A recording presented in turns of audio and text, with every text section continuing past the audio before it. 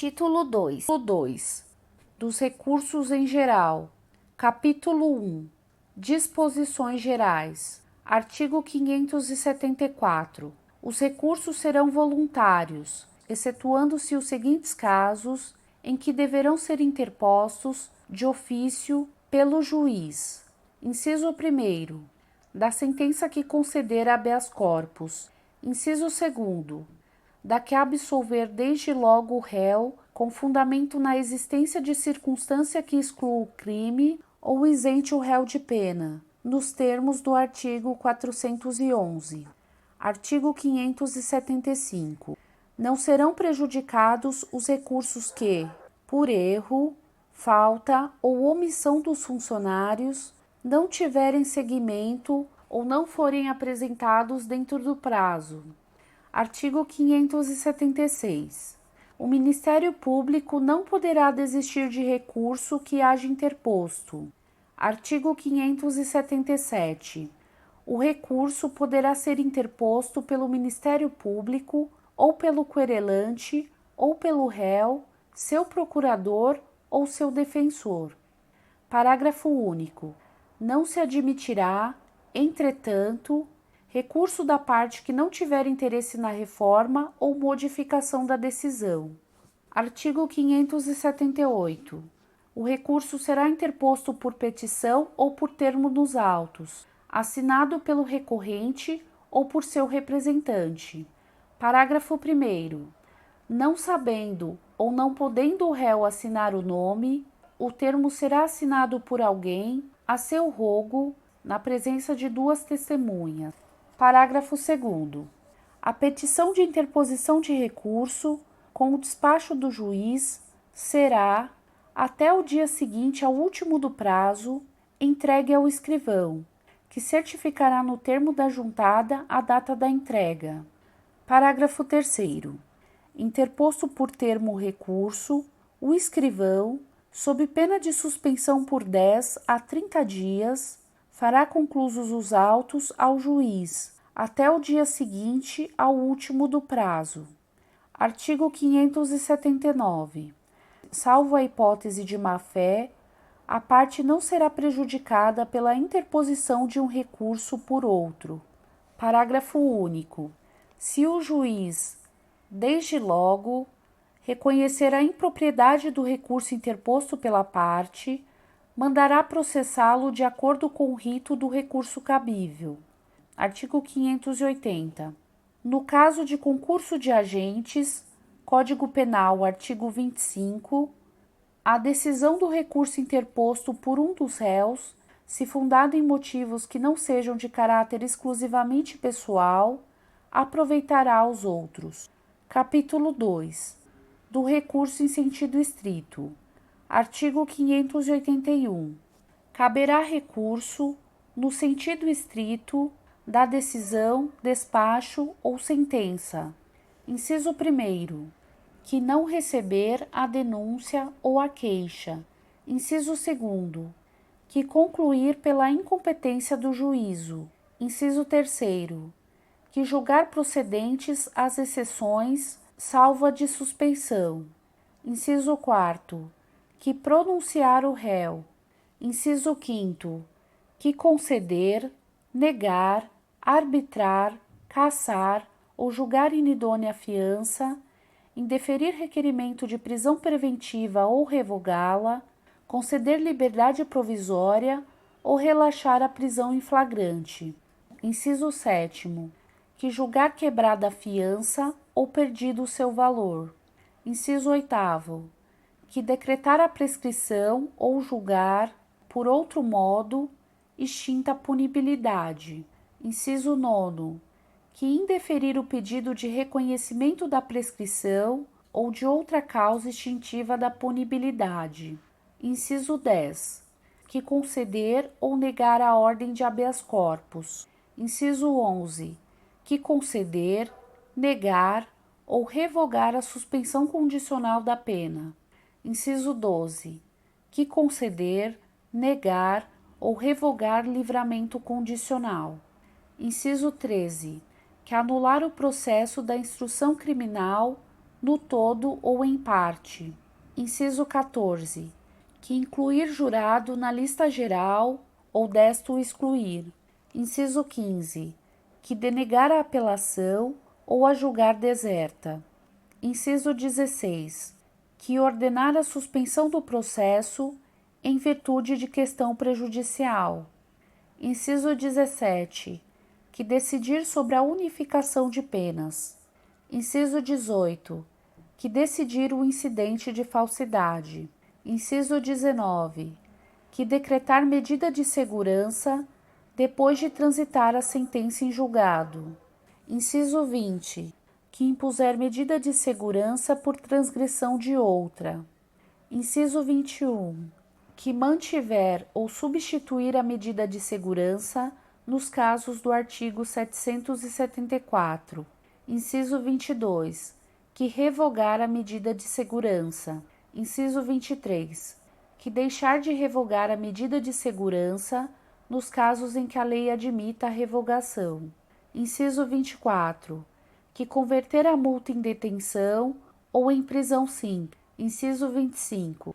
Que recusar homologação à proposta de acordo de não persecução penal, previsto no artigo 28-A desta lei. Artigo 582. Os recursos serão sempre para o Tribunal de Apelação, salvo nos casos dos números 5, 10 e 14. Parágrafo único. O recurso, no caso do número 14, será para o presidente do Tribunal de Apelação.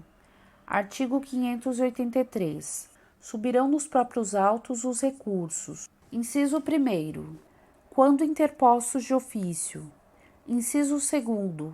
Nos casos do artigo 581, inciso 1, 3, 4, 6, 8 e 10. Inciso 3º. Quando o recurso não prejudicar o andamento do processo. Parágrafo único. O recurso da pronúncia subirá em traslado quando, havendo 2 ou mais réus, qualquer deles se conformar com a decisão ou todos não tiverem sido ainda intimados da pronúncia. Artigo 584.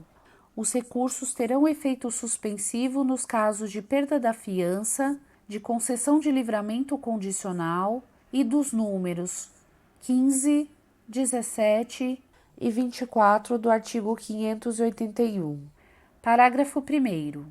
Ao recurso interposto de sentença de impronúncia, ou no caso do inciso 8º do artigo 581, aplicar-se-á o disposto nos artigos 596 e 598. Parágrafo 2º. O recurso da pronúncia suspenderá tão somente o julgamento. Parágrafo 3º. O recurso do despacho que julgar quebrada a fiança suspenderá unicamente o efeito de perda da metade do seu valor. Artigo 585. O réu não poderá recorrer da pronúncia senão depois de preso, salvo se prestar fiança nos casos em que a lei a admitir. Artigo 586. O recurso voluntário poderá ser interposto no prazo de 5 dias. Parágrafo único.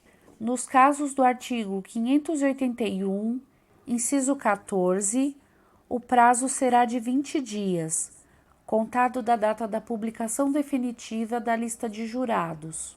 Artigo 587. Quando o recurso houver de subir por instrumento, a parte indicará, no respectivo termo ou em requerimento avulso, as peças dos autos de que pretenda traslado. Parágrafo único. O traslado será extraído, conferido e consertado no prazo de 5 dias, e dele constarão sempre a decisão recorrida, a certidão de sua intimação, se por outra forma não for possível verificar a oportunidade do recurso, e o termo de interposição. Artigo 588. Dentro de 2 dias, contados da interposição do recurso, ou do dia em que o escrivão, extraído o traslado, o fizer vista ao recorrente, este oferecerá as razões, e em seguida, será aberta a vista ao recorrido por igual prazo. Parágrafo único. Se o recorrido for o réu, será intimado do prazo na pessoa do defensor. Artigo 589. Com a resposta do recorrido ou sem ela, será o recurso concluso ao juiz, que dentro de 2 dias reformará ou sustentará o seu despacho, mandando instruir o recurso com os traslados que lhe parecerem necessários. Parágrafo único.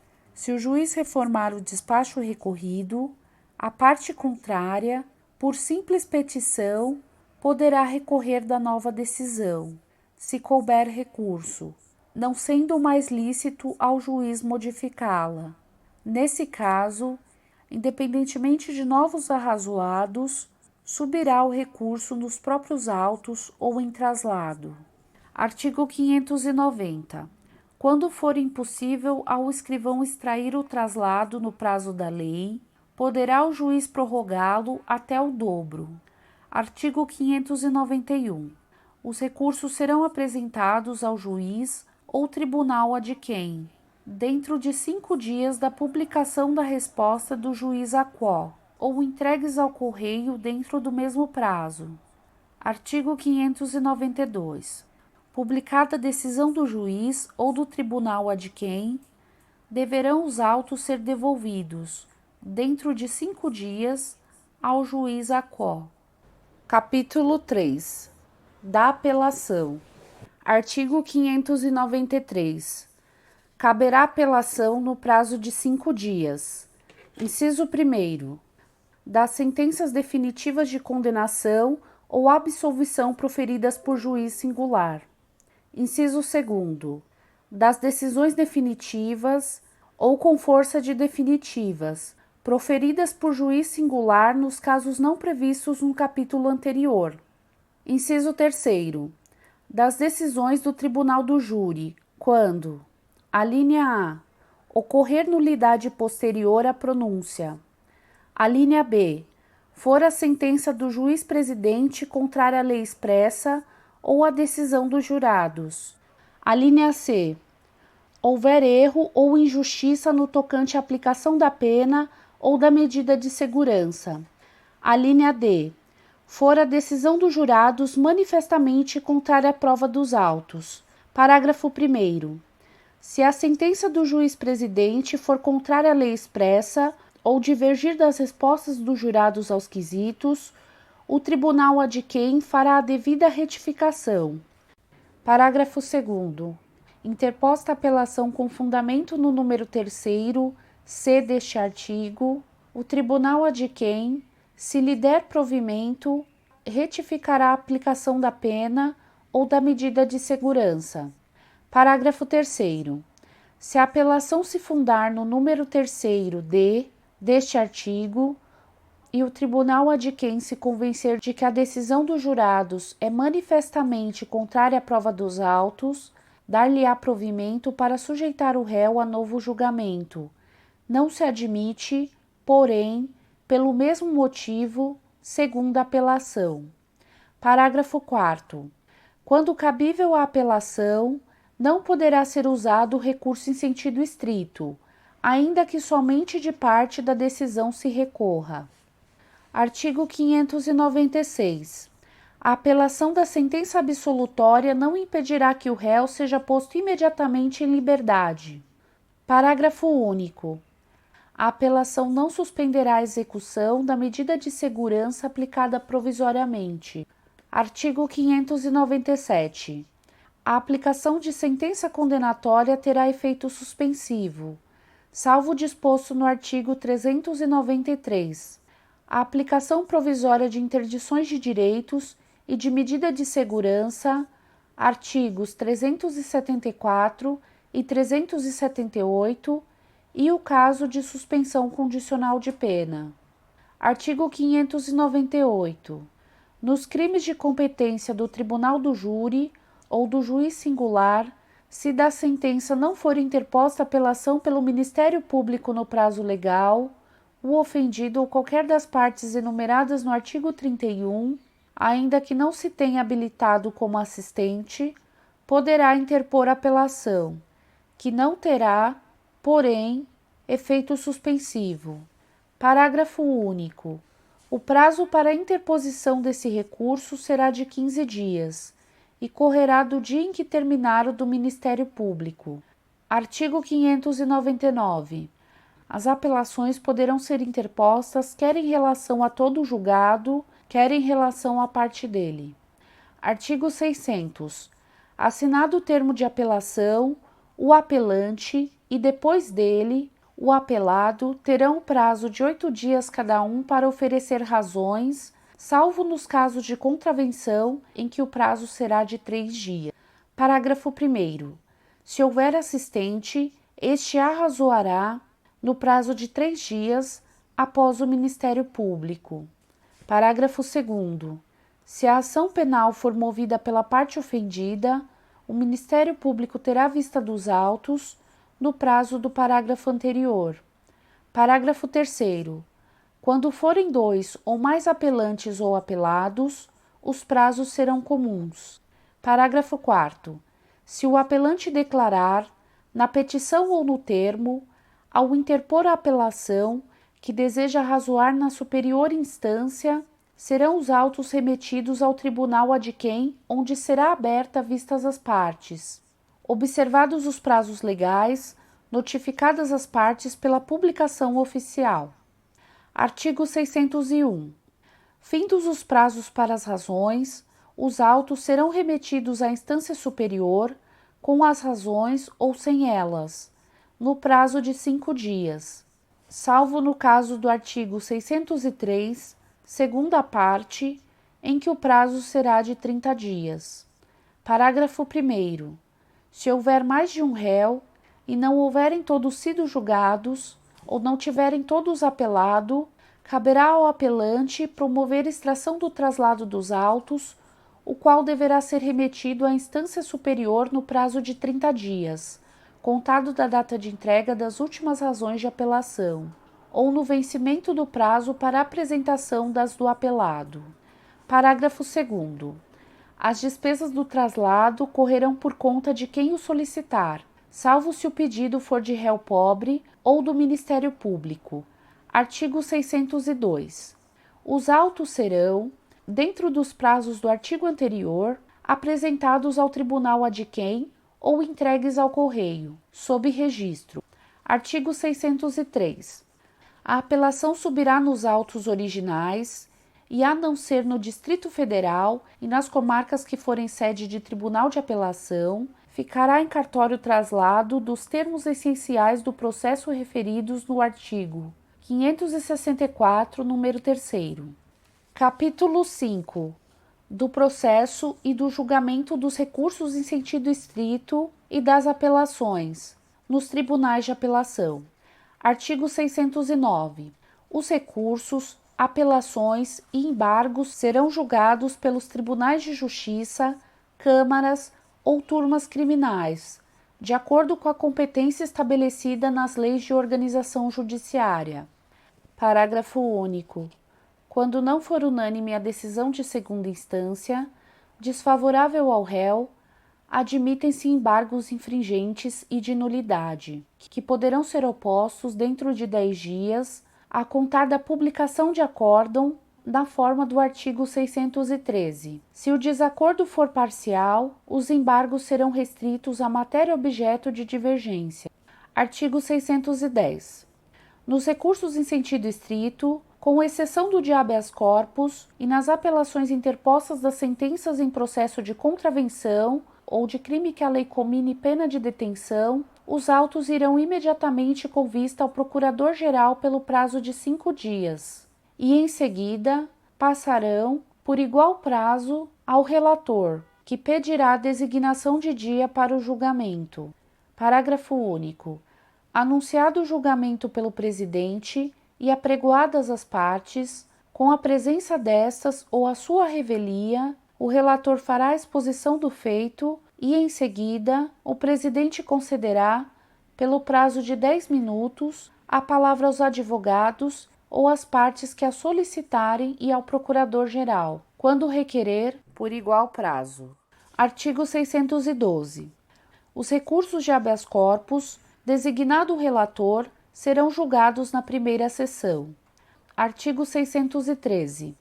As apelações interpostas das sentenças proferidas em processos por crime a que a lei comine pena de reclusão deverão ser processadas e julgadas pela forma estabelecida no artigo 610, com as seguintes modificações.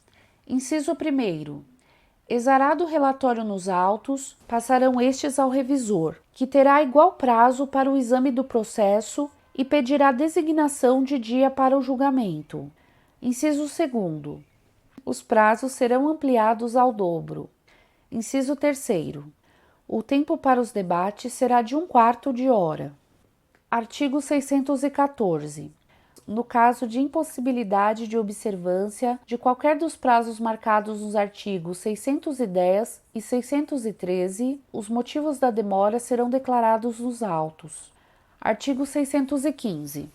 O tribunal decidirá por maioria de votos. Parágrafo 1º. Havendo empate de votos no julgamento de recursos, se o presidente do tribunal, Câmara ou turma não tiver tomado parte na votação, proferirá o voto de desempate. No caso contrário, prevalecerá a decisão mais favorável ao réu. Parágrafo 2º.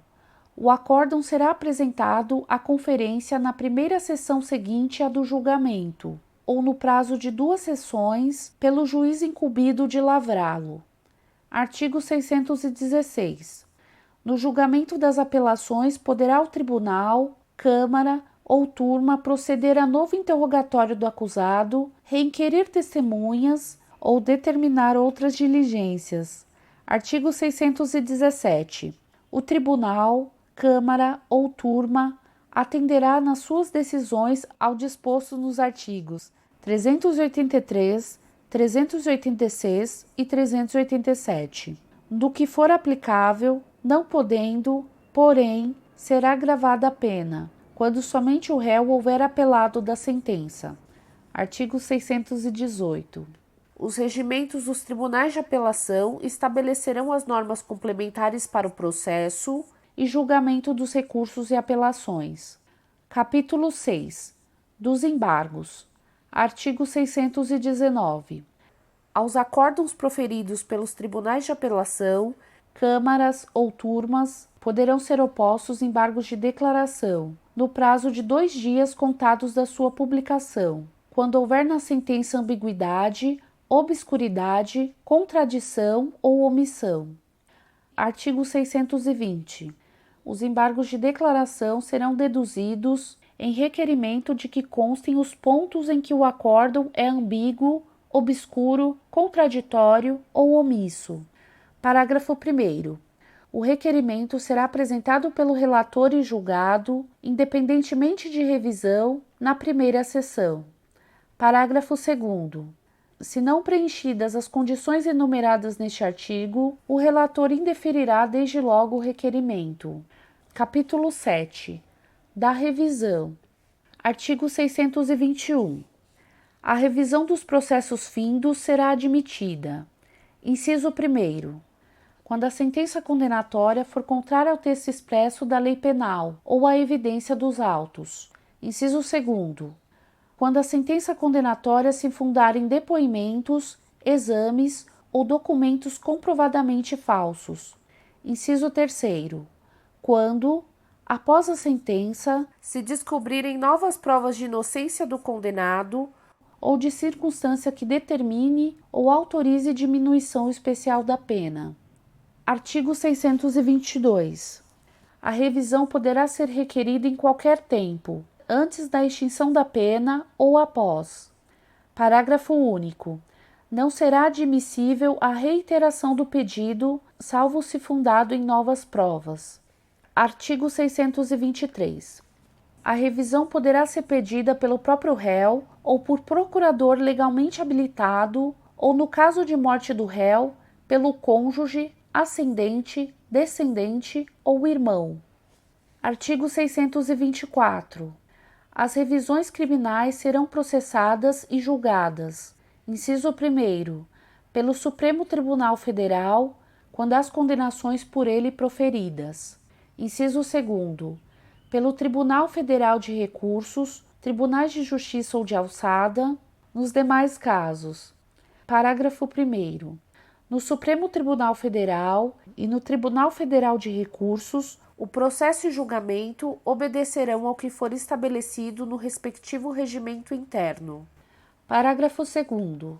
Nos tribunais de justiça ou de alçada, o julgamento será efetuado pelas câmaras ou turmas criminais, reunidas em sessão conjunta, quando houver mais de uma, e, no caso contrário, pelo tribunal pleno. Parágrafo 3º. Nos tribunais onde houver 4 ou mais câmaras ou turmas criminais, poderão ser constituídos 2 ou mais grupos de câmaras ou turmas para o julgamento de revisão, obedecido o que for estabelecido no respectivo regimento interno. Artigo 625. O requerimento será distribuído a um relator e a um revisor, devendo funcionar como relator um desembargador que não tenha pronunciado decisão em qualquer fase do processo. Parágrafo 1º. O requerimento será instruído com a certidão de haver passado em julgado a sentença condenatória e com as peças necessárias à comprovação dos fatos arguidos. Parágrafo 2º. O relator poderá determinar que se apense aos autos originais, se daí não advier dificuldade à execução normal da sentença. Parágrafo 3º. Se o relator julgar insuficientemente instruído o pedido, inconveniente ao interesse da justiça que se apensem os autos originais, indeferi-lo-á in limine, dando recurso para as câmaras reunidas ou para o tribunal, conforme o caso. Parágrafo 4º. Interposto o recurso por petição e, independentemente de termo, o relator apresentará o processo em mesa para julgamento e o relatará sem tomar parte na discussão. Parágrafo 5º. Se o requerimento não for indeferido in limine, abrir-se-á a vista dos autos ao Procurador-Geral, que dará parecer no prazo de 10 dias. Em seguida, examinados os autos, sucessivamente, em igual prazo, pelo relator e revisor, julgar-se-á o pedido na sessão que o presidente designar. Artigo 626. Julgando procedente a revisão, o juiz poderá alterar a classificação da infração, absolver o réu, modificar a pena ou anular o processo. Parágrafo único. De qualquer maneira, não poderá ser agravada a pena imposta pela decisão revista. Artigo 627. A absolvição implicará o restabelecimento de todos os direitos perdidos em virtude da condenação, devendo o tribunal, se for o caso, impor medida de segurança cabível. Artigo 628. Os regimentos internos dos tribunais de apelação estabelecerão as normas complementares para o processo e julgamento das revisões criminais. Artigo 629. À vista da certidão do acórdão que cassar a sentença condenatória, o juiz mandará juntá-la imediatamente aos autos, para inteiro cumprimento da decisão. Artigo 630. O tribunal, se o interessado requerer, poderá reconhecer o direito a uma justa indenização pelos prejuízos sofridos. Parágrafo 1º. Por essa indenização, que será liquidada no juízo cível, responderá a União se a condenação tiver sido proferida pela Justiça do Distrito Federal ou de Território, ou o Estado, se o tiver sido pela respectiva Justiça. Parágrafo 2º. A indenização não será devida. Alínea A. Se o erro ou a injustiça da condenação proceder de ato ou falta imputável ao próprio impetrante, como a confissão ou a ocultação de prova em seu poder. Alínea B. Se a acusação houver sido meramente privada. Artigo 631. Quando, no curso da revisão, falecer a pessoa cuja condenação tiver de ser revista, o presidente do tribunal nomeará curador para a defesa. Capítulo 8. Do recurso extraordinário. Artigo 637. O recurso extraordinário não tem efeito suspensivo. e, uma vez arrazoados pelo recorrido os autos do traslado, os originais baixarão à primeira instância para a execução da sentença. Artigo 638. O recurso extraordinário e o recurso especial serão processados e julgados pelo Supremo Tribunal Federal e no Superior Tribunal de Justiça na forma estabelecida por leis especiais, pela Lei Processual Civil e pelos respectivos regimentos internos. Capítulo 9. Da Carta Testemunhável. Artigo 239.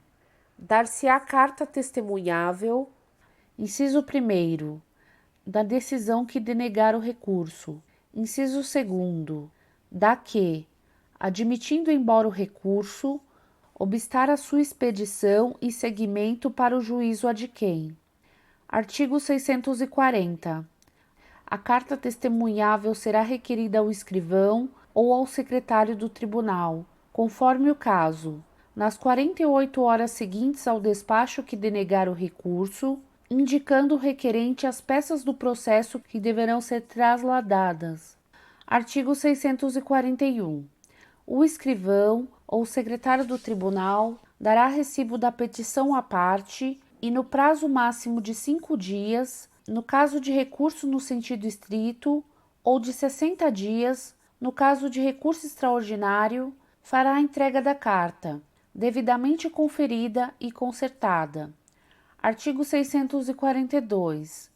O escrivão ou secretário do tribunal que se negar a dar o recibo ou deixar de entregar, sob qualquer pretexto, o instrumento, será suspenso por 30 dias. O juiz ou o presidente do Tribunal de Apelação, em face de representação do testemunhante, imporá a pena e mandará que seja extraído o instrumento, sob a mesma sanção, pelo substituto do escrivão ou do secretário do tribunal. Se o testemunhante não for atendido, poderá reclamar ao presidente do tribunal adquém, que avocará os autos para efeito do julgamento do recurso e imposição da pena.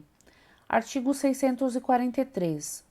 Extraído e autuado o instrumento, observar-se-á o disposto nos artigos 588 a 592, no caso de recurso em sentido estrito, ou processo estabelecido para o recurso extraordinário, se deste se tratar. Artigo 644. O tribunal, câmara ou turma que competir o julgamento da carta, se dessa tomar conhecimento, mandará processar o recurso, ou, se estiver suficientemente instruída, decidirá logo de méritis. Artigo 645. O processo da carta testemunhável na instância superior seguirá o processo do recurso denegado. Artigo 646. A carta testemunhável não terá efeito suspensivo. Capítulo 10. Do habeas corpus e seu processo. Artigo 647. Dar-se-á habeas corpus sempre que alguém sofrer ou se achar na iminência de sofrer violência ou coação ilegal na sua liberdade de ir e vir, salvo nos casos de punição disciplinar. Artigo 648. A coação considerar-se-á ilegal. Inciso 1º. Quando não houver justa causa. Inciso 2º. Quando alguém estiver preso por mais tempo do que determina a lei. Inciso 3º. Quando quem ordenar a coação não tiver competência para fazê-lo. Inciso 4º. Quando houver cessado o motivo que autorizou a coação. Inciso 5º. Quando não for alguém admitido a prestar fiança, nos casos em que a lei a autoriza. Inciso 6º. Quando o processo for manifestamente nulo. Inciso 7º.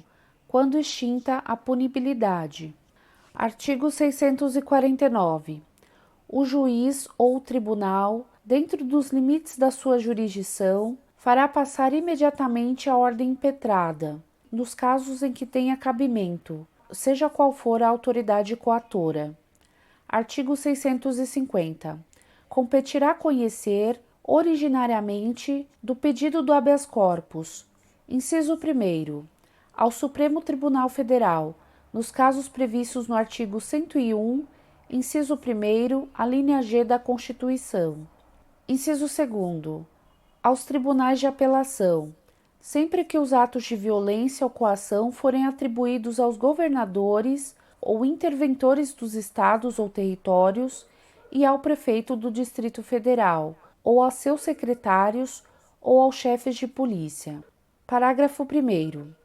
A competência do juiz cessará sempre que a violência ou a coação provier de autoridade judiciária de igual ou superior jurisdição. Parágrafo 2º.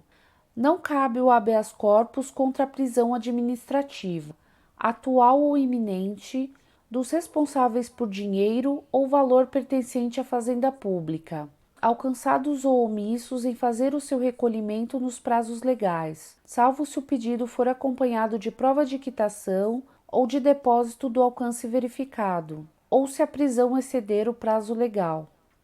Artigo 651. A concessão do habeas corpus não obstará nem porá termo ao processo, desde que este não esteja em conflito com os fundamentos daquela. Artigo 652. Se o habeas corpus for concedido em virtude de nulidade do processo, este será renovado. Artigo 653. Ordenada a soltura do paciente em virtude de habeas corpus, será condenada nas custas a autoridade que, por má-fé ou evidente abuso de poder, tiver determinado a coação. Parágrafo único. Neste caso, será remetida ao Ministério Público cópia das peças necessárias para ser promovida a responsabilidade da autoridade. Artigo 654. O habeas corpus poderá ser impetrado por qualquer pessoa, em seu favor ou de outrem, bem como pelo Ministério Público. Parágrafo 1º. A petição de habeas corpus conterá: a linha A. O nome da pessoa que sofre ou está ameaçada de sofrer violência ou coação e o de quem exercer a violência, coação ou ameaça. A linha B. A declaração da espécie de constrangimento ou, em caso de simples ameaça de coação, as razões em que funda o seu temor. A linha C. A assinatura do impetrante ou de alguém ao seu rogo, quando não souber ou não puder escrever, e a designação das respectivas residências. Parágrafo 2º. Os juízes e os tribunais têm competência para expedir de ofício ordem de habeas corpus, quando no curso do processo verificarem que alguém sofre ou está na iminência de sofrer coação ilegal. Artigo 655. O carcereiro ou o diretor da prisão, o escrivão, o oficial de justiça ou a autoridade judiciária ou policial que embaraçar ou procrastinar a expedição de ordem de habeas corpus, as informações sobre a causa da prisão, a condução e a apresentação do paciente ou a sua soltura, será multado na quantia de 200 mil réis a 1 conto de réis, sem prejuízo das penas em que incorrer. As multas serão impostas pelo juiz do tribunal que julgar o habeas corpus, salvo quando se tratar de autoridade judiciária, caso em que caberá ao Supremo Tribunal Federal ou ao Tribunal de Apelação impor as multas. Artigo 656. Recebida a petição de habeas corpus, o juiz, se julgar necessário e estiver preso o paciente, mandará que este lhe seja imediatamente apresentado em dia e hora que designar. Parágrafo único. Em caso de desobediência, será expedido mandado de prisão contra o detentor, que será processado na forma da lei, e o juiz providenciará para que o paciente seja tirado da prisão e apresentado em juízo. Artigo 657. Se o paciente estiver preso, nenhum motivo escusará a sua apresentação, salvo: inciso 1º, grave enfermidade do paciente. Inciso 2º, não estar ele sob a guarda da pessoa a quem se atribui a detenção. Parágrafo 3º. Se o comparecimento não tiver sido determinado pelo juiz ou pelo tribunal. Parágrafo único. O juiz poderá ir ao local em que o paciente se encontrar, se este não puder ser apresentado por motivo de doença. Artigo 658. O detentor declarará a ordem de quem o paciente estiver preso. Artigo 659. Se o juiz ou o tribunal verificar que já cessou a violência ou a coação ilegal, julgará prejudicado o pedido. Artigo 660. Efetuadas as diligências e interrogado o paciente, o juiz decidirá, fundamentadamente, dentro de 24 horas. Parágrafo 1º. Se a decisão for favorável ao paciente, será logo posto em liberdade, salvo se por outro motivo dever ser mantido na prisão. Parágrafo 2º. Se os documentos que instruírem a petição evidenciarem a ilegalidade da coação, o juiz ou o tribunal ordenará que cesse imediatamente o constrangimento.